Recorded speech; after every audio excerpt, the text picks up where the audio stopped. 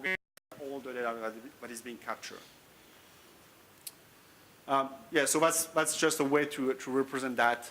A type of situations where looking at attrition in one specific part of the organization, the analytics platform can provide a view on some of the potential reason why. Compensation has not increased, the learning objects or the learning material being provided to them doesn't really match the roles. If we look at the picture of the competencies, and there seems to be a disconnect between the way people see themselves and the manager review. So that's by just crunching this data and providing a view to the manager and potentially from there, make the right decision moving forward.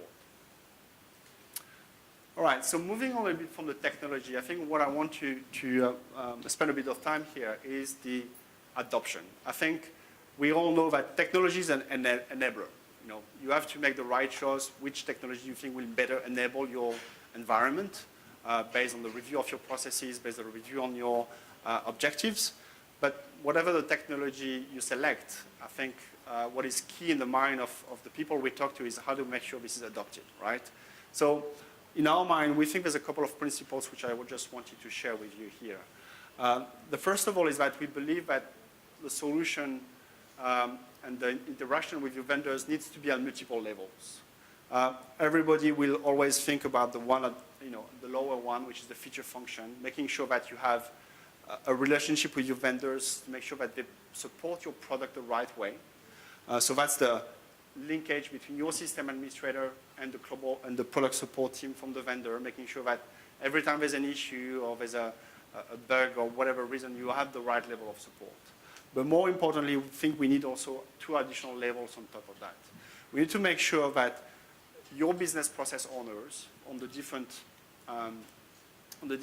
range of processes that you manage in the talent management system will have access to what we call the client success manager in our definition. Many people call it different ways, but at the end of the day, is to have someone that makes sure you are you're reaching the objectives from the solution you've selected. So reviewing the level of usage, reviewing the feedback, making sure to identify that, for example, the metrics that you shared, I think that should be on top of mind of you, but also the business process owner, getting to the 90+% of achievement on goal planning, on performance review planning. So that's the kind of discussions that are happening at this level and making sure that, the solution is being used to what it has been selected for. And obviously on the executive level, well, making sure that, for many years we've talked about the transformation of HR from tactical to being strategic, but giving the HR leaders this place at the C-level table by not only influencing the business performance, but also now with big data, being able to provide visibility into what's going to come next or what is needed for the organization to continue to perform. Something which is very often now at the forefront of the discussions is skills. As you say, world is changing, not only the workplace is changing, but you need to make sure that your products, your innovation is always thinking forward. And skill inventory. Do we know the skills that we have in the organization? And do we know the skills that we might need, depending on which direction we're going, and the one we might have gaps today?